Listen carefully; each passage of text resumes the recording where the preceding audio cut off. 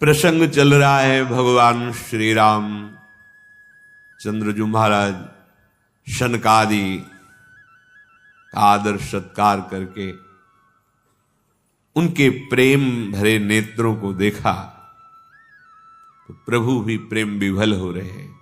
शनकादि ने भगवान का स्तवन किया, बार बार स्तुति करी प्रेम सहित सिरुनाई, ब्रह्म भवन शनकादि गे अति अभीष्ट वर पाई।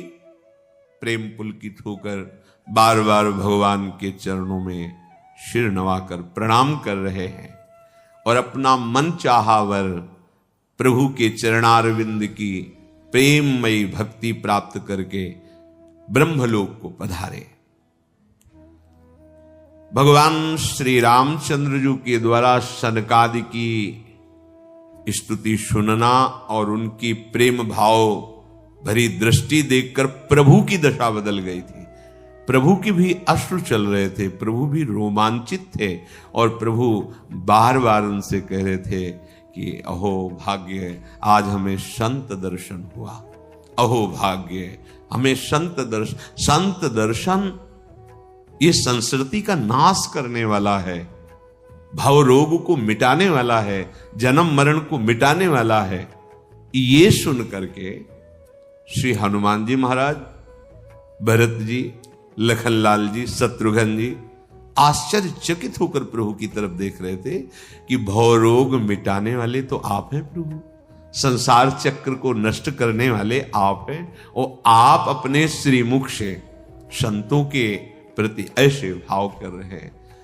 सबके हृदय में एक उत्साह हुआ कि संत कैसे होते हैं, किन लक्षणों से जाना जाए कि ये संत है। इसलिए कोई पूछ तो रहा नहीं, सब हनुमान जी की तरफ देख रहे हैं। हनुमान जी ने देखा कि पूछना चाहते हैं कुछ। अंतर्यामी प्रभु श्री हनुमान जी से कहा, हनुमान क्या बात है, कुछ पूछने की इच्छा है क्या? तो जोरी पानी कह तब हनुमंता, सुनहु दीन दयाल भगवंता, नाथ भरत कछु पूछन चाही, प्रश्न करत मन सकुचत अहि। हनुमान जी हाथ जोड़कर बोले, हे दीनदयाल प्रभु, भरत जी कुछ पूछना चाहते हैं पर बहुत सकुचा रहे हैं, इसलिए वो आपसे प्रश्न नहीं कर रहे। भगवान ने कहा, हनुमंत लाल, तुम तो मेरा स्वभाव जानते हो, मेरे और मेरे प्रेमी जनों के बीच में कोई अंतर नहीं होता। भरत जी तो महान प्रेमी हैं, इनके बीच में हमारे क्या अंतर, अर्थात हम अभेद हैं। जो भरत है वही मैं हूं। देवर्षि नारद जी ने भी कहा है अपने भक्ति सूत्र में, तस्मित् त्यजने भेदाभावात्, भगवान और भगवान के प्रेमी महापुरुष में अभेद स्थिति होती है, भेद का अभाव रहता है।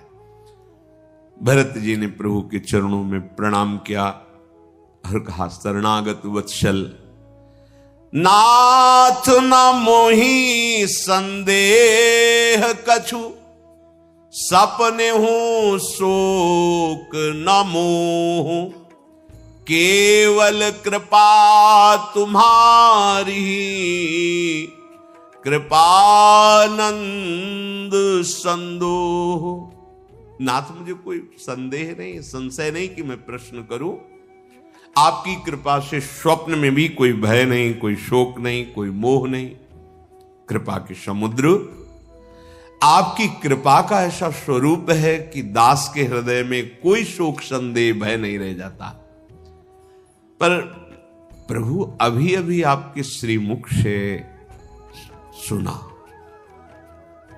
मेरे हृदय में ये बात रही कि अपने संतों को तो आप ही जानते हैं ना,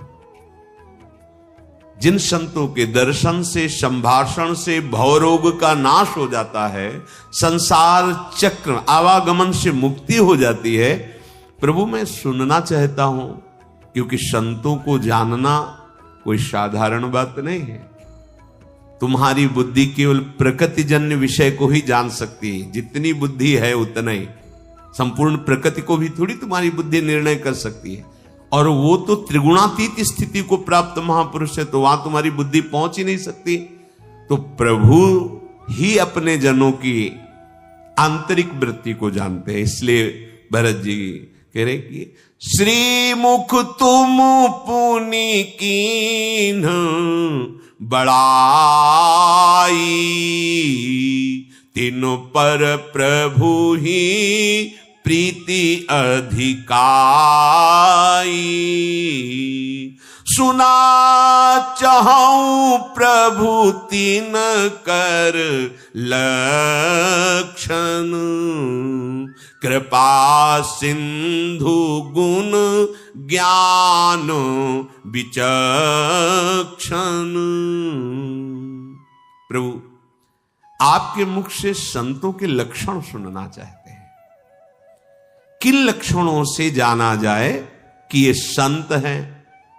आप कृपा समुद्र हैं, आप गुण समुद्र हैं, और आप संपूर्ण ज्ञान के अगाध समुद्र हैं।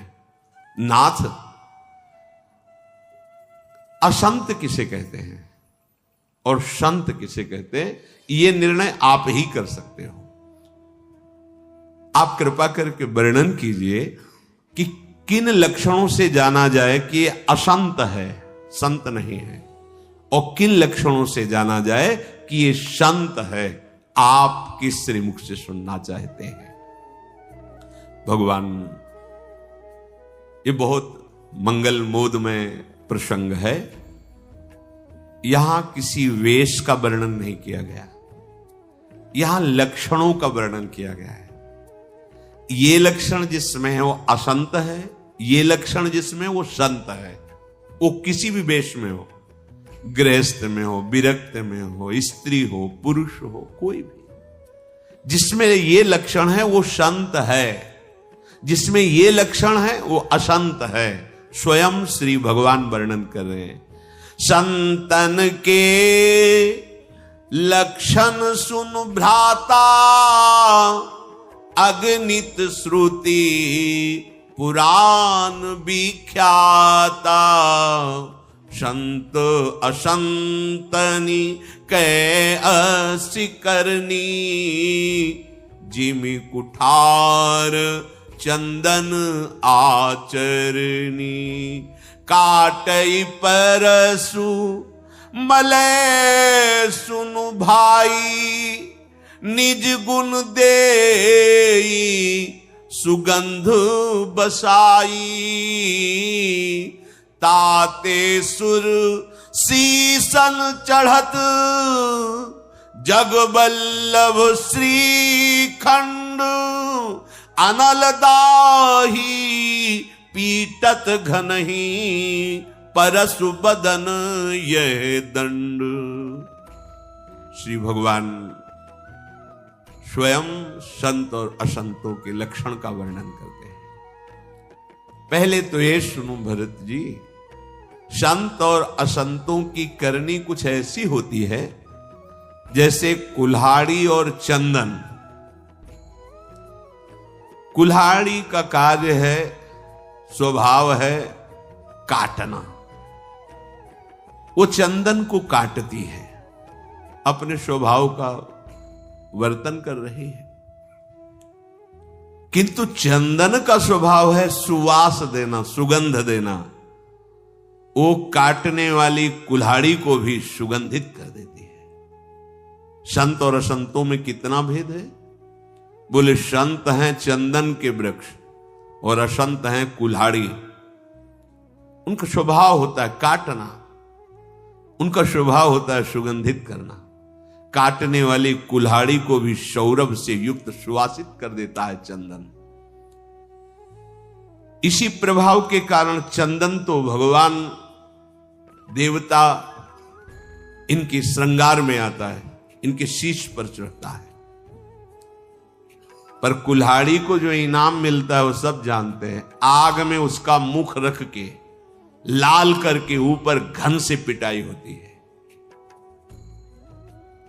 विषय अलंपट शील गुना कर, पर दुख दुख सुख सुख देखे पर, सम अभूत रिपु विमद विरागी, लोभामरस हरस भय त्यागी, कोमल चित दीनन पर दाया, मन बच क्रम मम भगति अमाया, सब ही मान प्रद आपु अमानी, भरत प्राण सम ममुते प्राणी, विगत कामो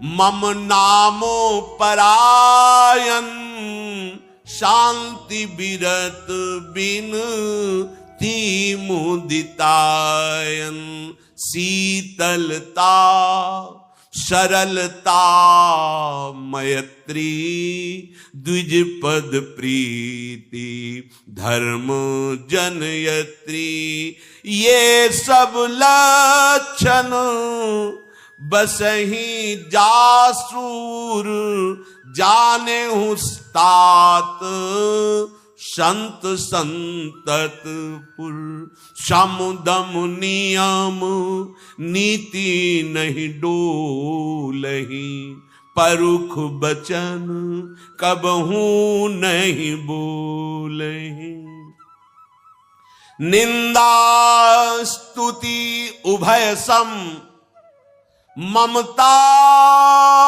मम पद कंज, ते सज्जन मम प्राण प्रिय, गुण मंदिर सुख पुंज।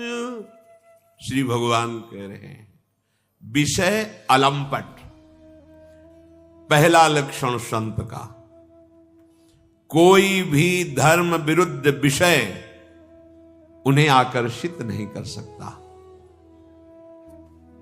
यह पहला लक्षण संत का, क्योंकि पहली लड़ाई यही होती है। हमारा मन, हमारी इंद्रियां, मनाखष्टान इंद्रियाणि प्रकृतिस्थानि कर्षति, साधक की पहली सीढ़ी जिसे चढ़ना है, इनको मोड़ना है, पांचों ज्ञानेंद्रियों को और मन को प्रभु की तरफ मोड़ना है। इसलिए विषय अलंपट, इंद्रियों का स्वभाव स्वाभाविक सहज प्रवृत्ति, विषयों के भोग का चिंतन करना, सुनना, भोगना, यही है। पूरा जगत इसी में लगा हुआ है। संत विषय अलंपट, किंचन मात्र लिप्तता आसक्ति विषय भोगों में नहीं होती। जो धर्म विरुद्ध विषय, विषय तो सब कुछ है, जो धर्म विरुद्ध विषय है उसको वो भूल करके भी स्वीकार नहीं करते। भूल न देहि कुमारग पाऊं, ये अंदर से देखना है। यहां अंदर की सारी बात हो रही है। संत के लक्षण अंदर की बात हो रही है। किसी भी विषय भोग की तरफ आकर्षित ना होना पहला लक्षण है। इसको बहुत सरल ढंग से समझ लीजिए। जो भोग हमारी भक्ति में, हमारे गुरुदेव की वाणी के विरुद्ध, भगवत गीता, भागवत, धर्म ग्रंथों के विरुद्ध हैं, आकर्षण तो है पर उन्हें भोगेंगे नहीं। ये प्रथम साधक का पैर जमाना हुआ, और ठीक से पैर जम गया। इसकी पहचान कि विषयों का सानिध्य है पर ये धर्म विरुद्ध है, इसलिए आकर्षण भी नहीं। जैसे वैष्णव जनों को कभी मांस पर आकर्षण नहीं होता, जैसे वैष्णव जनों को कभी मदिरा पर आकर्षण नहीं होता, ऐसे ही उपासक को कभी व्यभिचार पर कभी अन्य हिंसा आदि दोषों पर किंचन मात्र आकर्षण नहीं। जब आप उस जगह से निकलेंगे जहां यह भक्ष्य पदार्थ है, तो आप बहुत ही शीघ्रता करना चाहेंगे कि मैं इस जगह से बहुत दूर निकल जाऊं, क्योंकि अप्रिय है, आकर्षण नहीं उसके प्रति की। देखें, ऐसा नहीं आएगा, अप्रियता है। ऐसे ही भगवत प्राप्ति के मार्ग में चलने वाले उपासक को शास्त्र विरुद्ध भोगों के प्रति अप्रियता रहती है, आकर्षण नहीं रहता। नवीन कदम रखने वाले पर यह प्रभाव अगर नहीं समरा तो पूरा जीवन वहीं खड़ा रहेगा। यह भी ध्यान रखो। 50 वर्ष हो गए, 100 वर्ष हो गए, कोई फर्क नहीं पड़ता। आपने कदम आगे नहीं बढ़ाया, वहीं खड़े हैं। आगे कदम बढ़ाना है। भोगाकर्षण पहली युद्ध की भूमिका है, भोगाकर्षण से बचना। फिर आप आगे भूमिका में पहुंच गए, अब भोगाकर्षण का प्रभाव आप पर नहीं पड़ेगा, आकर्षण नहीं होगा।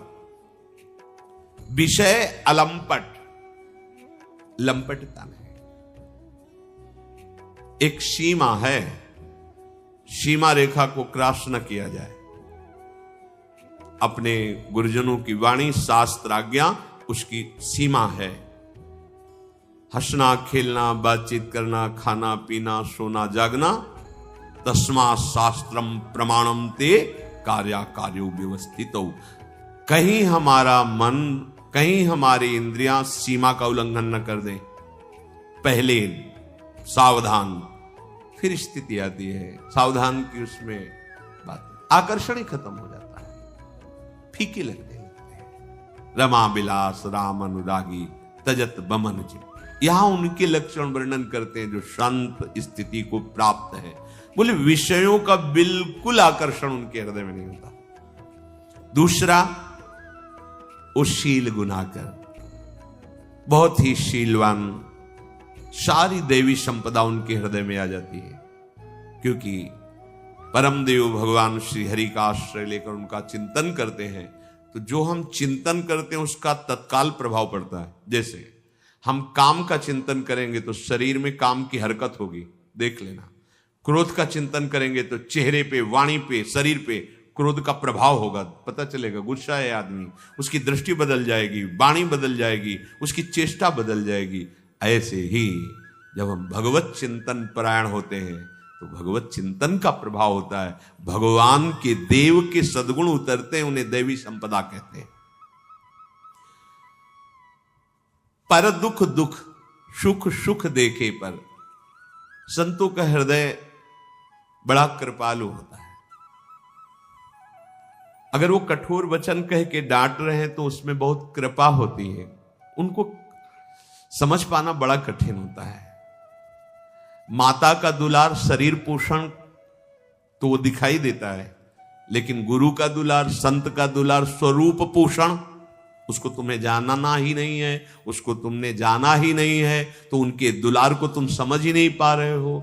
बाहरी दुलार को, अच्छा भोजन दे दिया, अच्छे कपड़े दे दिए, दुलार तो मां मेरी मुझे बहुत प्यार करती है। लेकिन गुरुदेव और संत इस ममता का नाश करके स्वरूप बोध, जिस ममता ने तुम्हारी दुर्गति की है, उस ममता को समेटकर प्रभु के चरणों में लगाना और तुम्हें शरीर राग रहित करके स्वरूप स्थित करना। अब इस प्यार को अज्ञानी जीव कैसे जानेगा? वो दूसरे के दुख से बहुत दुखी हो जाते हैं। सबसे बड़ा दुख क्या है? दुख का मूल क्या है? शरीर को मैं मानना और भोगों में सुख मानना, ये दुख का मूल है, दुख की जड़। जो अज्ञान है ये दुख की जड़ है। दुख की जड़ है अज्ञान, अविद्या। इसका स्वरूप क्या है? शरीर को मैं मानना, भोगों में सुख मानना। इस दुख से दुखी रहते हैं संतजन। हम लाख बार आपसे कह रहे हैं, मेरी बात क्यों नहीं मान रहे हो आप? देखो, अगर हमारी बात नहीं मानोगे, हमारे पास मत आओ, हम फिर तुमसे नहीं बोले। आपको प्यार नहीं दिखाई दे रहा? जिन्होंने समस्त ममता आसक्ति का त्याग कर दिया, वो आपके लिए ऐसा बोल रहे, तुम्हें समझ में नहीं आ रहा अंदर से कि वो कितना प्यार कर रहे हैं, हमें किस महासुख में पहुंचाना चाहते हैं। और जब देखते हैं कि रात दिन आज्ञा का पालन करते हैं धर्म में, आशीर्वाद ये मांगना या आशीर्वाद देने की ये बाहरी व्यवहार है। सच्ची मानना, आशीर्वाद यहां हृदय का होता है। आपको देखा बहुत समय तक आप बिल्कुल ठीक चल रहे हैं, खूब नाम जप कर रहे हैं, कुछ बोलने की जरूरत नहीं है, कुछ बताने की जरूरत नहीं है। आपको खुद पता चल जाएगा कि हमारे ऊपर गुरु कृपा है, हमारे ऊपर संत का आशीर्वाद है, अपने आप आपको पता चलेगा। हाथ रखवा लो, पैर छू लो, चरणामृत ले लो, मंगलमय संतों का। ठीक है, बात एक ना मानो, कुछ फर्क नहीं पड़ेगा। दूर से देख लिया, नेत्रों से हे भगवत स्वरूप संत गुरुदेव, आपके बल से प्रयास करूंगा कि आपकी आज्ञा का उल्लंघन न हो, रात दिन आपकी आज्ञा में चलूंगा। कभी मत मांगना आशीर्वाद, देख लेना आशीर्वाद तुम्हें घेर लेगा। बात मानो, सत्य वस्तु तुम्हारे कहने की जरूरत नहीं है, वो अपने आप आपको प्राप्त हो जाएगी, अपने आप कृपा प्राप्त हो जाएगी। आप ये मत समझो कि सिद्ध महापुरुष है नहीं, जो अव्यक्त हो गए हैं वो है नहीं। जब आवश्यकता होती है तो उसी रूप में प्रकट होकर के उपदेश देते हैं, अंतर्धान हो जाते हैं। यहां है जितने भी विश्व के महापुरुष सब यहीं विराजे। धाम है वो कैमरे में या सीसी कैमरे में इतनी ताकत नहीं कि उनको पकड़ सके। अगर वो यहां प्रकट होंगे और बोलेंगे तो जिसके लिए बोलेंगे केवल वही सुन सकता, वही देख सकता, पूरी सभा है कोई नहीं देख पाएगा। है वो जिनको तुम जानते भी नहीं हो, वो तुम्हारे लिए क्या कर रहे हैं तुम्हें पता नहीं। अगर ठीक से चलोगे तो आपको आशीर्वाद मांगने की जरूरत नहीं है। संतों का स्वभाव होता है वो दूसरे के दुख से दुखी हो जाते हैं। दूसरे का दुख ममत्व रहित, ध्यान रखना, संतों का दुख ऐसा नहीं होता है कि आप भूखे हो तो परेशान हो गए, आपको पीड़ा है तो परेशान हो गए। ये तो छूटेगा शरीर, आज नहीं तो कल छूटेगा। वो परेशान इस बात से हो रहे हैं कि अगर इस शरीर में से भगवत प्राप्ति नहीं हुई तो ये दुख परंपरा इसकी नष्ट नहीं होगी। देखो, कोई भी रोग है, कोई भी दुख है, ये तब तक हमारा पिंड नहीं छोड़ेंगे जब तक हमें भगवान नहीं मिल जाएंगे। कोई जादू चमत्कार, कोई तंत्र मंत्र करके, जो भी जैसा हो, किसी भी प्रारब्ध बशात आए हुए हम रोग का शमन कर सकते हैं। औषधियों में ताकत है, मंत्रों में ताकत है, संतों के आशीर्वाद में ताकत है। लेकिन क्या ये विनाशी शरीर टिकेगा? मरेगा तो है ना, फिर जन्म होगा। तो ये जन्म मरण रोग भय शोक, इसकी परंपरा नष्ट होनी चाहिए ना। तो संतों की दृष्टि इस परंपरा नष्ट करने में होती है। आवागमन, नाना प्रकार के दुख के जो क्रम लगे हुए हैं, अब ये भोगो, अब ये भोगो, अब ये भोगो, ये भोगो, तो मूल से उड़ा दो कि उसको कभी दुख देखना ही ना पड़े ना। बोले वो तो एकमात्र भगवान से होगा। जैसे अंधेरा है, दीपक से जितनी पावर है उतना दूर हुआ, हाइलोजन से उतना दूर हुआ, लेकिन संपूर्ण अंधेरा तो नहीं दूर होगा ना। वो तो सूर्य उदय होने पर ही होगा, चाहे जो कुछ कर लो। ऐसे ही औषधि के द्वारा, मंत्र के द्वारा, आशीर्वाद के द्वारा वही दीपक वाली बात रहेगी। थोड़ा अंधेरा मानते हैं, लेकिन संपूर्ण दुख का नाश एकमात्र श्री भगवान की प्राप्ति से होगा, दूसरा कोई उपाय नहीं। जैसे संपूर्ण अंधकार का नाश केवल भगवान भास्कर से होता है, ऐसे ही संपूर्ण दुखों का नाश केवल भगवत भजन से होता है, भगवत प्राप्ति से होता है। इसीलिए हमारी बात समझ में नहीं आती है। आशीर्वाद दे दीजिए, ये कर दीजिए, में कोई बात नहीं। इस आशीर्वाद का मूल तुम्हें दे रहे, जिससे आशीर्वाद आशीर्वाद आशीर्वाद ही चारों तरफ होगा। जा पर कृपा राम की होई, ता पर कृपा करे सब कोई। एक से आशीर्वाद नहीं, आशीर्वाद की झड़ियां लग जाएंगी आपके ऊपर। चलो तो बोले प्रवचन में ही केवल कह रहे हो कि इस बात का अनुभव भी है तुम्हें, इस बात का अनुभव है। आप सबके हृदय से आशीर्वाद निकल रहा है। जीवित रहो, स्वस्थ रहो, हमारे सामने रहो। मांगते हैं क्या आपसे?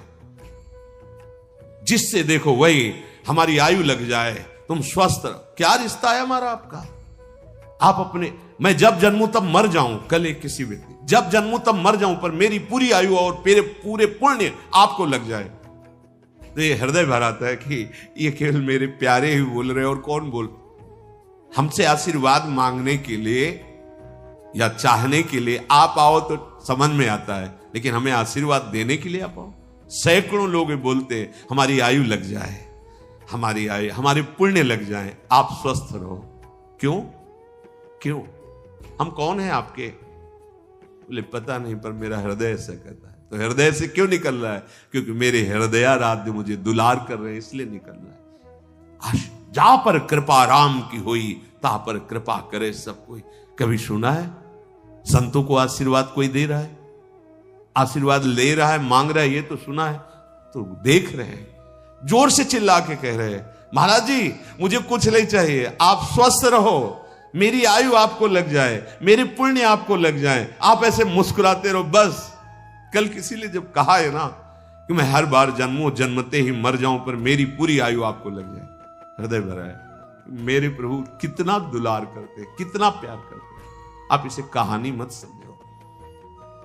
मेरे प्यारे मुस्कुरा रहे हैं तो आप सबके हृदयों से वो मुस्कुराहट दिखाई दे रही, आप सबके मुख से हम उनकी बात सुन पा रहे हैं, आप सबके आंखों से अपने प्रभु का प्यार देख पा रहे हैं। वही बात तो आपके लिए हम कह रहे हैं कि हमारे प्रभु के चरणों का यदि आश्रय ले लिए, बिल्कुल सटीक उदाहरण समझो, रात्रि का अंधकार तुम्हारे दीपक जलाने से कितना दूर होगा।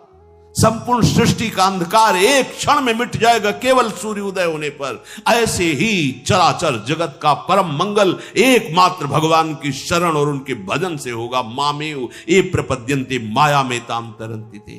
ये छोटे छोटे टिमटिमाहट से बात नहीं बनने वाली। एक क्षण के लिए प्रकाश हो जाएगा, हवा आएगी, खत्म हो जाएगा।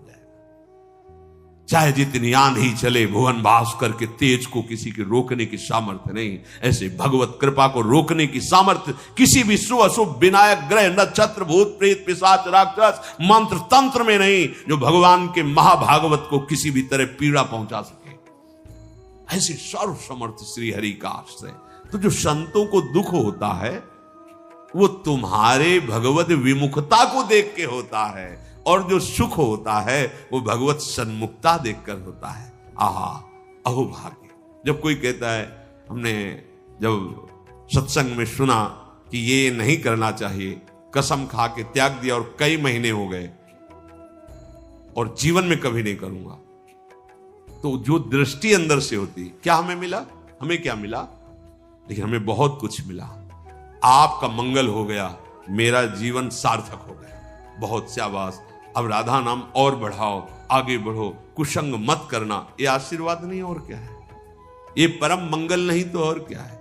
तो संतों को जो दुख होता है वो भगवत विमुखता को देख के होता है, और जो सुख होता है वो भगवत सन्मुखता को देख के होता है।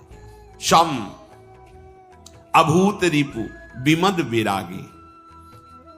क्योंकि संतों में क्षमता का प्रादुर्भाव होता है।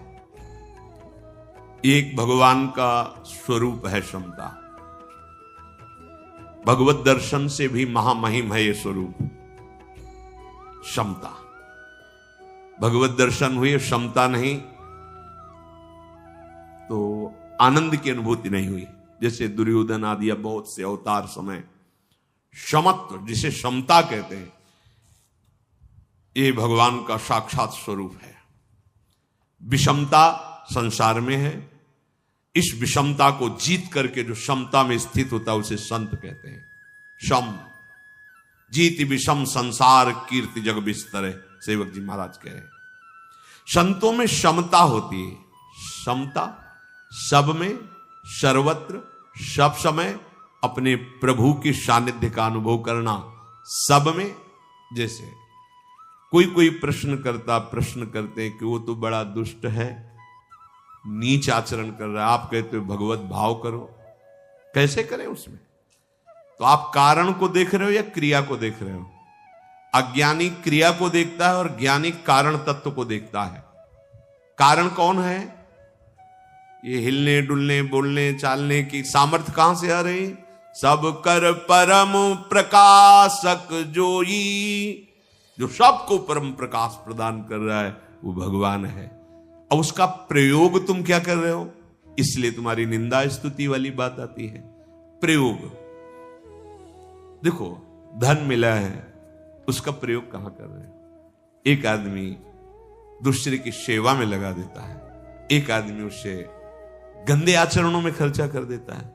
तो इसमें धन का दोष है या तुम्हारी बुद्धि का दोष है? बुद्धि का दोष है। उसी धन से तुम बहुत से रोगियों को ठीक करा सकते थे, बहुत से भूखे प्यासे पशु पक्षियों की सेवा कर सकते थे, बहुत से संत महात्माओं की से बहुत जगह सत्संग सुनने का लाभ दे सकते थे, बहुत आप हित कर सकते थे। धन्य सो धन धन्य प्रथम गति जाकी। दूसरा, आप गंदे आचरणों में, गंदे खान पान में, धन का दोष नहीं, तुम्हारी बुद्धि का दोष है, तुमने खर्चा कहां किया। बात ऐसी। ईश्वरीय शक्ति सबको मिली है, वो भागवतिक शक्ति है, उसका प्रयोग कहां कर रहे हो। वाणी मिली, राधा राधा या गाली दो, वाणी बोलने की सामर्थ्य दी गई, किसी को कठोर वचन बोल दो या राधा राधा मृदु वचन सत्य वचन, ये आपके निर्णय, इतनी छूट आपको दी गई। नियत संख्या की श्वासें हैं और सामर्थ्य दी गई। अब आप इसका प्रयोग करो। बड़े के बच्चे हो, जाओ प्रयोग करके दिखाओ। सदुप्रयोग करते हो तो छाती से लगा के दुलार किया जाएगा, असद प्रयोग करते हो तो दंड दिया जाएगा। वही हो रहा है, लेकिन उसमें सामर्थ्य किसकी है? उसी परमात्मा तत्व की। हमें यह दिखना, संत जो शब में भगवंत को देखते हैं, इसीलिए अभूत रिपु अजात शत्रु, उनका कोई दुश्मन नहीं होता है, कोई नहीं होता है। संत से आप सच्ची मानिए, हृदय की स्थिति जब वो आपको आएगी तब आप समझोगे, बुद्धिगत तर्कना में नहीं समझ पाओगे। संत का एक ही धर्म है, भगवान, और संपूर्ण विश्व में एक ही भगवान है, दूसरा नहीं। वही विविध नाम, विविध रूप, विविध जड़ चैतन्य, सब कुछ वही बना हुआ है। अगर आप हमसे कहोगे कि आप इस मेड़ लगा के बात करोगे, सीमाएं लगाकर बात करोगे, एक दूसरे की निंदा स्तुति की बात करोगे, हमें दुख पहुंचेगा।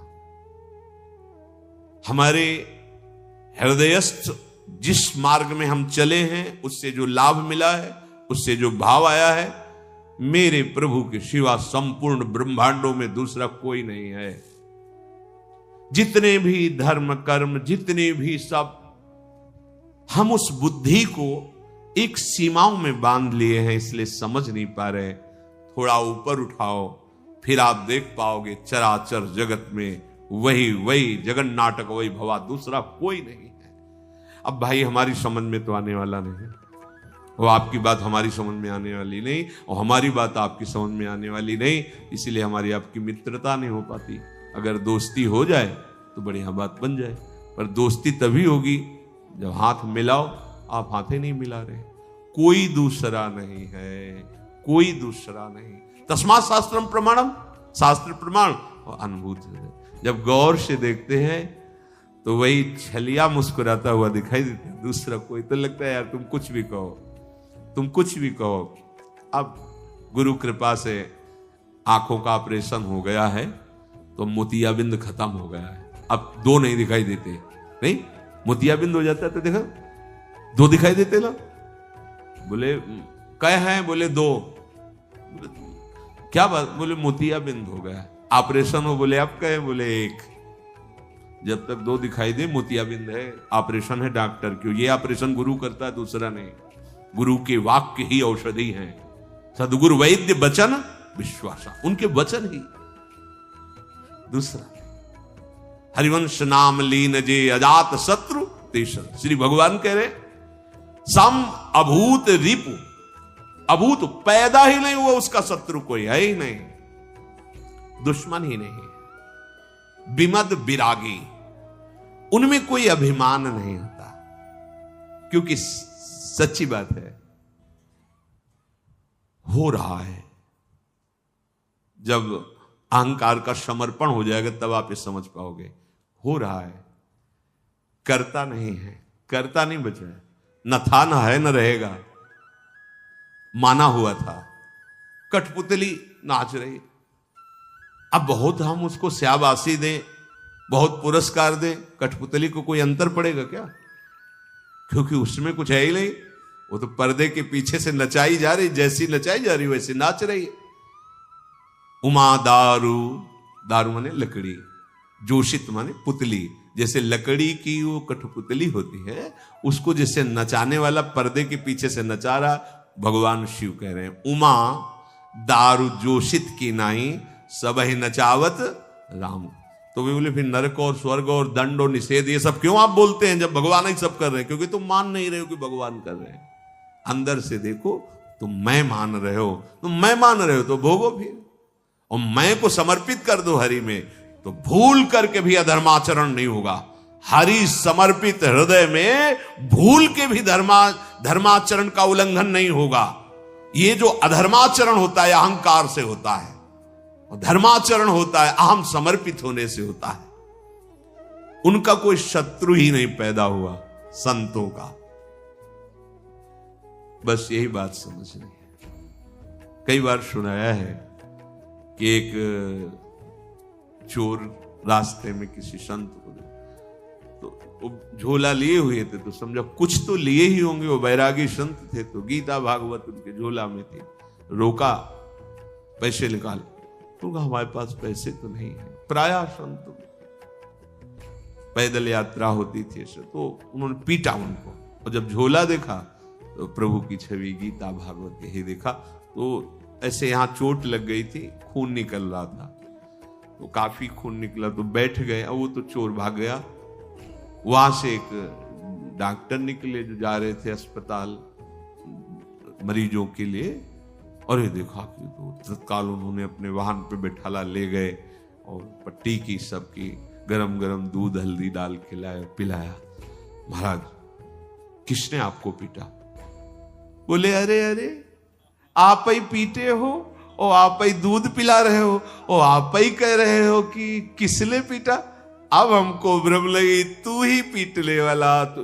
अरे बोले महाराज आप ये क्या कह रहे हो? सब लोग बोले अब हमें भ्रम नहीं कर सकते, आप ही पीटने वाले हो, आप ही औषधि लगाने वाले हो, आप ही ये दूध पिला रहे हो।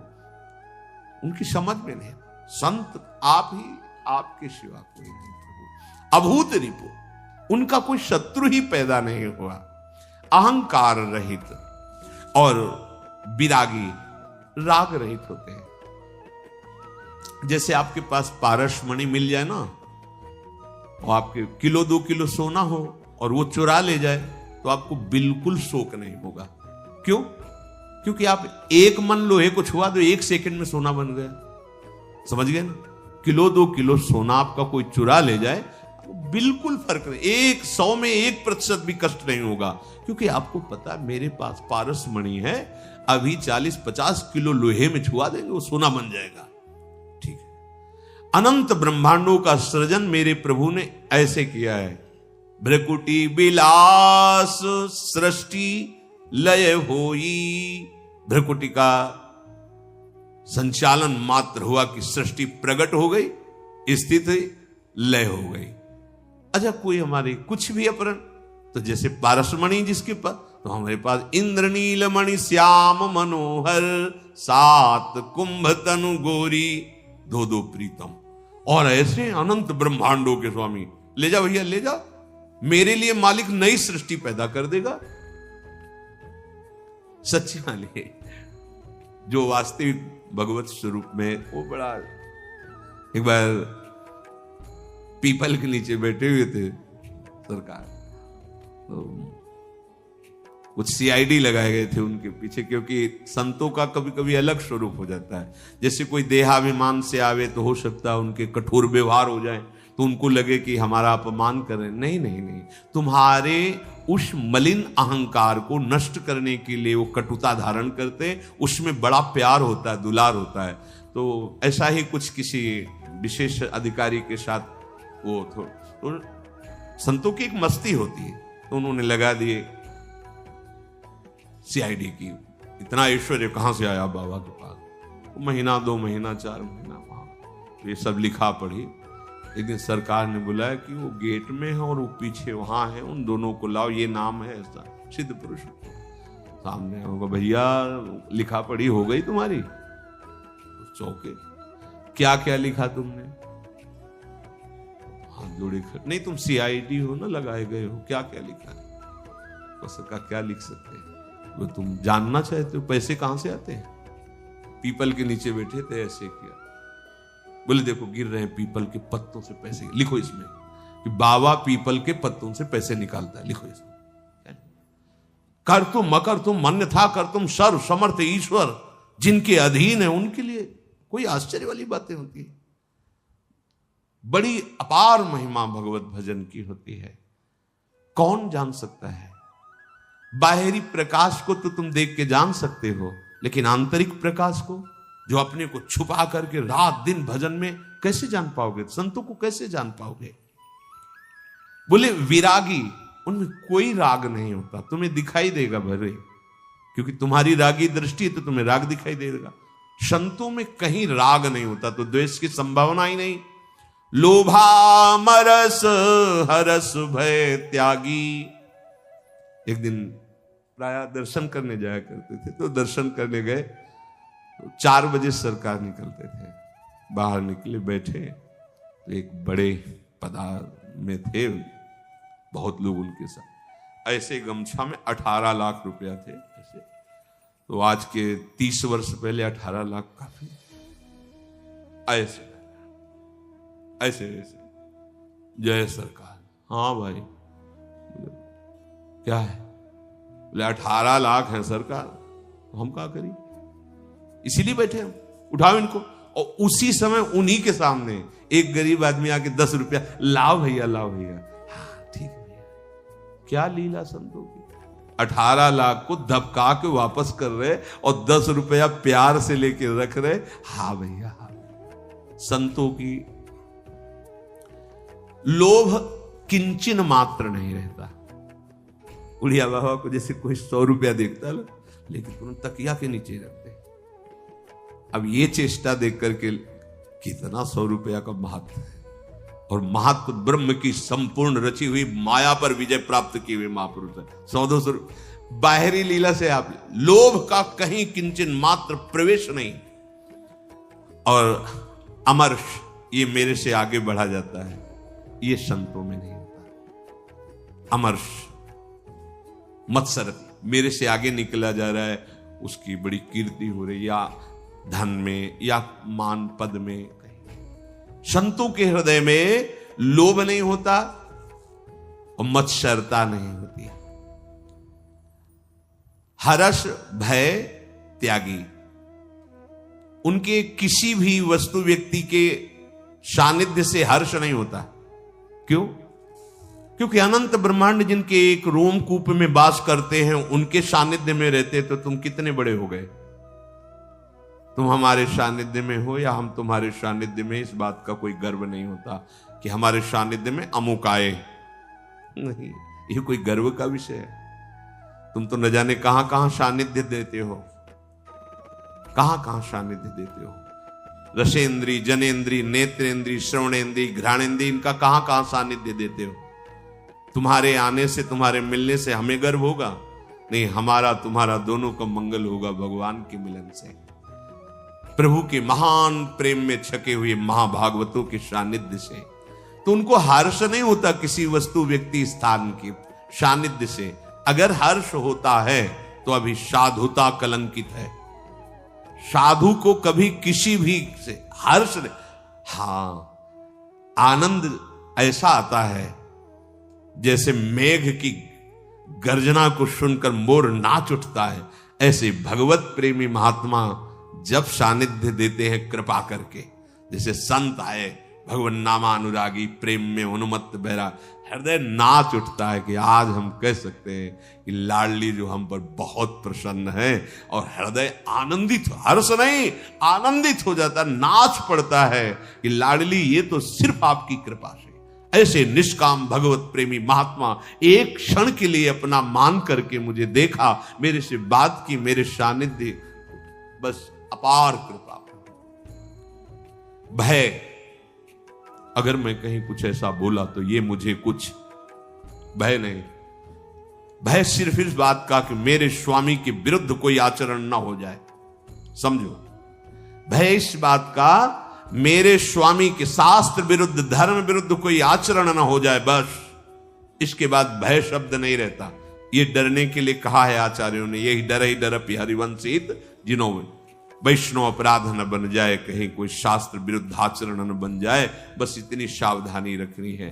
भय नहीं, किंचित मात्र भय नहीं, क्योंकि अभय पद हर समय उनके हृदय में रहते हैं। कोमल चित, स्वयं के लिए बहुत कठोर होते हैं और दूसरों के लिए बहुत करुणामय होते हैं संत जन। ये देखा है, देखा है। उनकी हृदय में करुणा ही करुणा होती है, पर बहुत सावधानी होती है इस करुणा में। अद्वेष्टा सर्वभूतानां मैत्रः करुण एव च निर्ममो। वो करुणा करते हैं पर ममता नहीं, ध्यान रखना।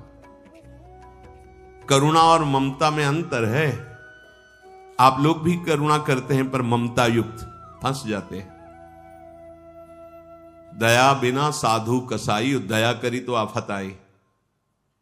बहुत बीच की सावधानी समझना है। जो सेवा मिली, सेवा की स्वामी की, किसी व्यक्ति की नहीं।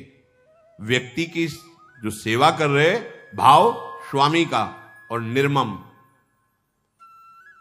ममता तो केवल प्यारी जू और प्यारे जू के चरणों में, अवसर में सेवा सानिध्य किसी को, वो मेरे स्वामी का ही, दूसरा कोई भाव नहीं, तो आप भी जीत जाएंगे। वो अलग भाव रख लिया। भरत जी की वाणी पढ़ के देखना। अब ये हिरन इतना नाजुक है, बच्चा है, अगर मैंने छोड़ दिया तो भेड़िया सिंह आदि से खा जाएंगे।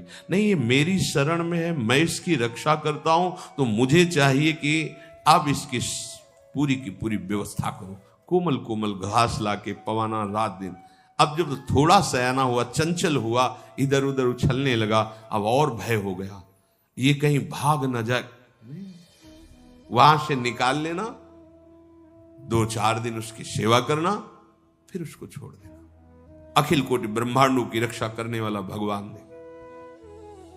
अगर दया नहीं है तो साधुता किस बात की, और दया में सावधानी नहीं।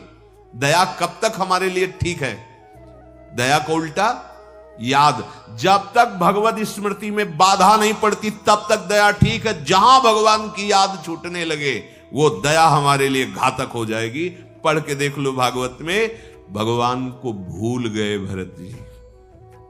भरत चरित्र में पढ़ के देख लो। जिनकी स्थिति प्रभु में ही चिंतन करने के लिए सब राजपाट को छोड़ दिया, वही पूरा का पूरा भगवत चिंतन छूटने लगा, उसी हिरन का चिंतन होने लगा। कोमल चित्त, कोमल चित्त, भगवत चिंतन परायण रहते हुए सबकी सेवा। चिंतन छूटा, भाव छूटा, अहंकार आ जाएगा कि मैं बहुत दयावान हूं, गया। इसीलिए भगवान का निर्ममो निरहंकार, ममता रहित और अहंकार रहित होकर मैत्री और करुणा का व्यवहार करना चाहिए। ये परमार्थ है। बिना गुरु कृपा के ये चतुरता नहीं आती। सब पर दया, कोमल चित दीनन पर दया। हम श्रेष्ठ हैं, सब दीन हैं, हम इनकी सेवा कर रहे हैं? नहीं नहीं, दीन बंधु कृपा करके इस रूप में इस अधम से सेवा ले रहे। आगे बात बन जाएगी। मन बच क्रम मम भगति अमाया। आगे शब्द देख लीजिए।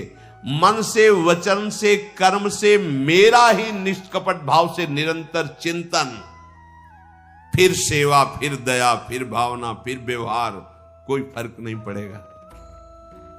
संतों का लक्षण मन वचन कर्म से निरंतर मेरे में डूबे हुए सेवा व्यवहार बर्ताव। विकत काम मम नाम परायम। संतों के हृदय में कोई कामना नहीं होती। क्यों? क्योंकि कामना तब होना जब जगह खाली हो। मम नाम परायण, निरंतर मेरा नाम उनके हृदय में चलता रहता है। कामना का शमन करने के लिए भगवान उपाय भी बता रहे हैं। विगत काम मम नाम परायण, उनके हृदय में कोई कामना नहीं रहती। क्यों? क्योंकि कामना के लिए समय नहीं रह गया है, जगह खाली नहीं है।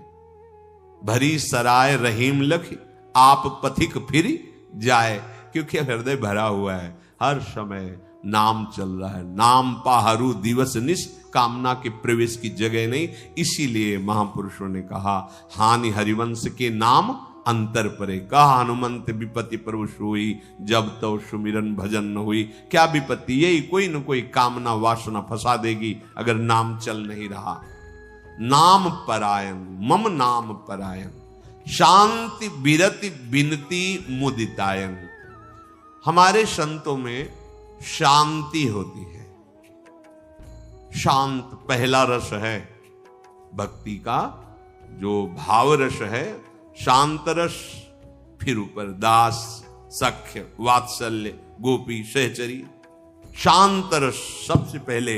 अगर शांत रस नहीं समझे तो आगे वाले भाव में आप सफल नहीं हो पाएंगे। शांत रस, किसी भी द्वंद्व में आपके हृदय में अशांति न पैदा होने पाए। शांत तभी हो सकते हैं जब सम है तब शांत है, विषम है तो अशांत है। और अशांत से कहा कुता सुखम, जो अशांत है उसको सुख कहां प्राप्त हो सकता है? तो शांत। और विरति, उनके हृदय में कहीं कोई प्रभु से बिलग रति नहीं होती। ये बात समझना है। प्राय संतों को देखा है, जैसे गृहस्थों के यहां पावन करने के लिए जाते, बाहर तखत पे रुके, खूब प्रेम भरी भगवद वार्ता। और 3 बजे सुबह जब उठ के देखा तखत खाली रहते थे। गए, कोई व्यवहार नहीं, कोई रति नहीं कि अच्छा अब हम चल रहे, कोई व्यवहार नहीं।